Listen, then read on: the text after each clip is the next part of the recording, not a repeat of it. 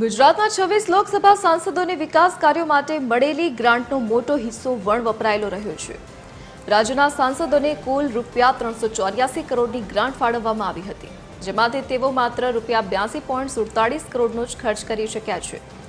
આમ સાંસદો વિકાસ કાર્યો માટે મળેલી રકમમાંથી માત્ર 21% જેટલી જ ગ્રાન્ટનો ઉપયોગ કરવામાં સફળ રહ્યા છે।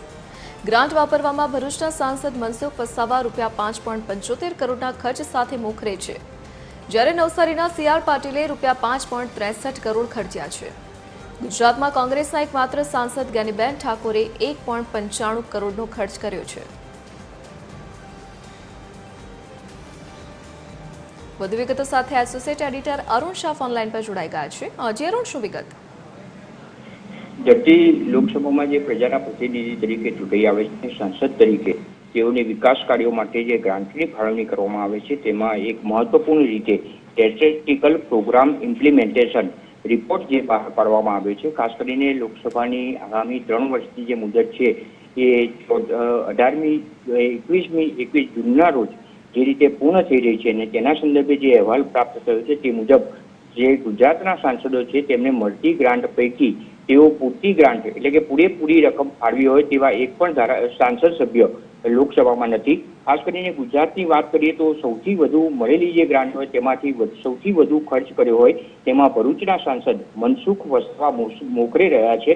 તેમને 14.70 કરોડની ગ્રાન્ટ મળી છે, તે પૈકી 5.75 કરોડ લોકો માટે ખર્ચ્યા છે। ભરતસિંહ ડાભી કે જે પાટણના સાંસદ છે 5.57 કરોડ ખર્ચ્યા છે, તેમને પણ 14.70 કરોડ મળ્યા છે। ભરત સુતરિયા જે અમરેલીના સાંસદ છે તેમણે 5.08 કરોડ ખર્ચ્યા છે। એટલે વિકાસ કાર્યો માટે આ રકમ ખર્ચ કરવામાં આવી છે। પરંતુ જો સૌથી મહત્વપૂર્ણ વાત કરીએ તો અમિત શાહ કે જે ગાંધીનગરના સાંસદ છે અને ગાંધીનગરનું પ્રતિનિધિત્વ કરી રહ્યા છે, 14.70 કરોડ જેટલો તેમને ગ્રાન્ટ ફાળવવામાં આવી હતી, તે પૈકી માત્ર 41.47 લાખ ખર્ચ કર્યો છે। દિનેશ મકવાણા કે જે અમદાવાદ પશ્ચિમના સાંસદ છે, 16.04 કરોડ મળ્યા હતા, ફાળવણી થઈ છે, તે પૈકી 80 લાખ ખર્ચ કર્યો છે। એટલે એકંદરે કહી શકાય કે જે સાંસદોને પૂરતી ગ્રાન્ટ મળી છે તે પૈકી 15% ગ્રાન્ટ પણ ખર્ચી શક્યા નથી। બીજી બાજુ જોઈએ તો ભારતીય જનતા પાર્ટી દ્વારા વિકાસ કાર્યોને પ્રાધાન્ય આપવામાં આવ્યું છે અને વિકાસના એજન્ડા સાથે વિકાસ વધુ કરવા માટેનો પ્રયત્ન ભારતીય જનતા પાર્ટીનો છે, પરંતુ તે કેટલે અંશે ઊણા ઉતર્યા છે તે આંકડા ઉપરથી પ્રાપ્ત થાય છે। ખાસ કરીને પ્રાપ્ત થયેલી વિગત પ્રમાણે 12 જેટલા સાંસદો એવા છે કે તેઓ પોતાની ગ્રાન્ટનો 20% ખર્ચ પણ કરી શક્યા નથી।